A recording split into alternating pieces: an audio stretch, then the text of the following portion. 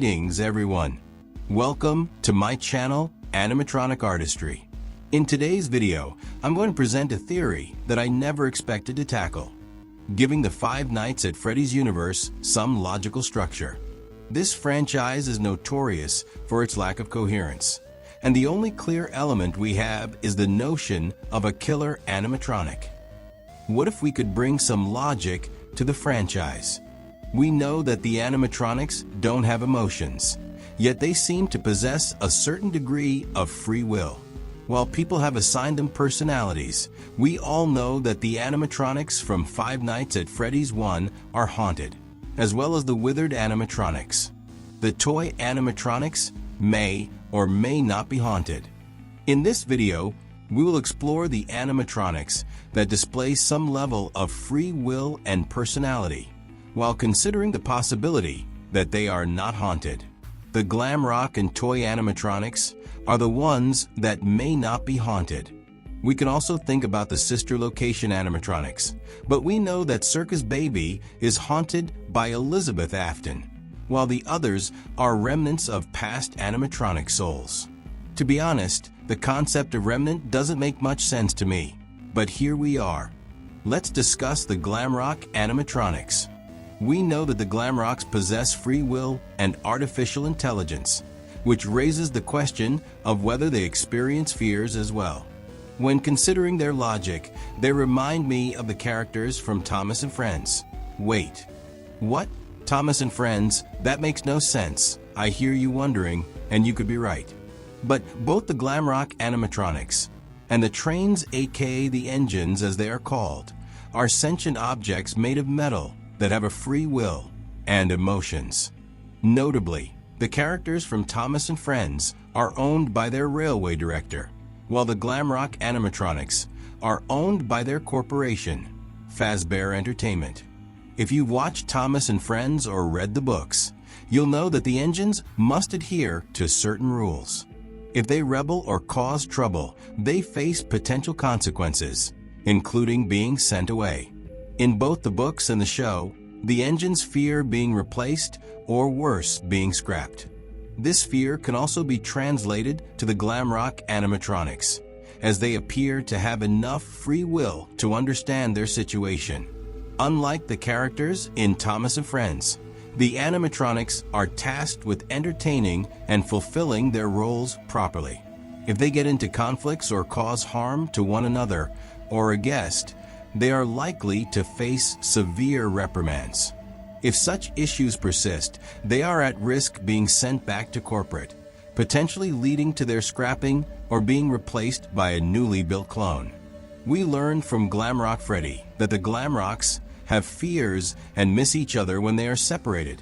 In this case is Glam Freddy and Bonnie. My theory suggests that Bonnie's disappearance in the first security breach game could indicate that Glam Bonnie was sent back to Fazbear Entertainment. According to Ruin, however, Bonnie's body was simply left in Bonnie Bowl. But let's pretend that Bonnie was actually sent back to corporate. This would provide a more plausible explanation for Bonnie's disappearance. While this is not canon, it is an interesting concept to explore.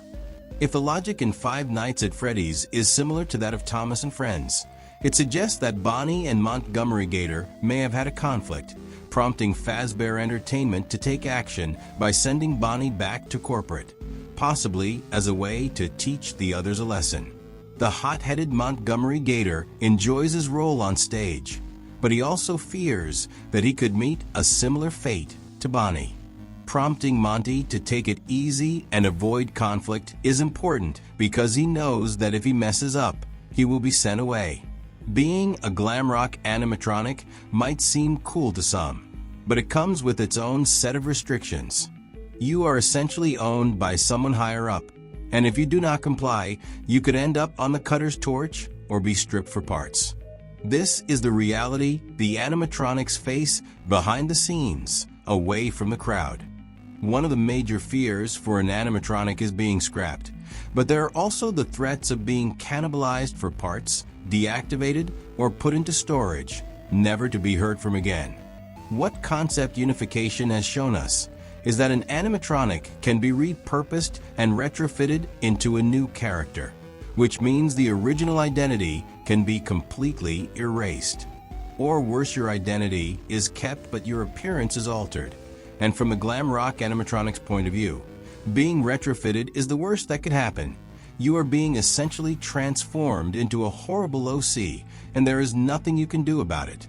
But if you do, there's a worse fate than being retrofitted.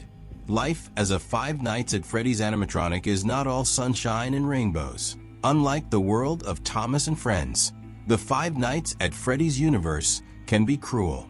Many people might think that being a glam rock animatronic is cool. But is it really? You are just an object that can be replaced at any time.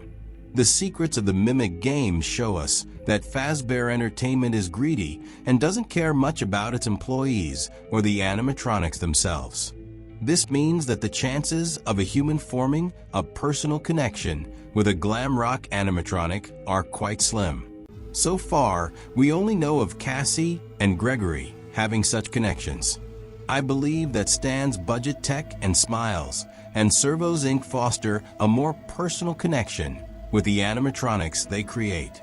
The logic from Thomas and Friends fits surprisingly well within the Five Nights at Freddy's universe. Well, at least a bit. While the haunted animatronics don't feel anything, the new glam rock animatronics have personality traits and advanced free will, which means they do have fears. I believe that El Chip is a good example of this dynamic. We don't know what happened to El Chip during the events of Security Breach. My theory is that it's likely that all of the El Chip's Fiesta Buffet waiterstaff bots were scrapped or reused as security rover bots. And Glamrock or normal, El Chip himself may have been put into storage or, worse, scrapped as well. The disappearance of El Chip could have caused panic among the other animatronics, knowing they could be next. The Pizzaplex does have an El Chip restaurant, but by the time of Security Breach, his brand is still around. But El Chip has been erased from the Pizzaplex's animatronic lineup. Then again, El Chip could just be a mascot with no glam rock animatronic version. But judging that his brand is in the Pizzaplex, he could have had a glam rock animatronic built for him. So my theory that El Chip could have been scrapped or put in storage could be true.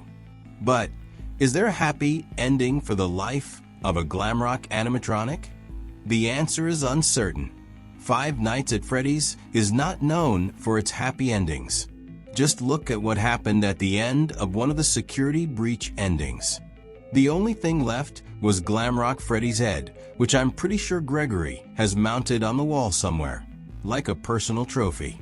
After all, Freddy's head won't last long without being attached to his body. Well, that's all from me. I'm pretty sure this video might not make much sense, but my channel is known for its unique topics. The main point I want to convey is that the lives of animatronics in the Five Nights at Freddy's universe can be quite similar to the lives of engines from Thomas and Friends. The key difference is that Five Nights at Freddy's is not a franchise intended for kids. The animatronics, particularly the more emotional and self-aware Glamrocks, experience a real fear of being strapped. This is something I touched upon earlier when discussing what happened to El Chip. Anyway, I have been your mediocre host, Animatronic-Artistry, signing out.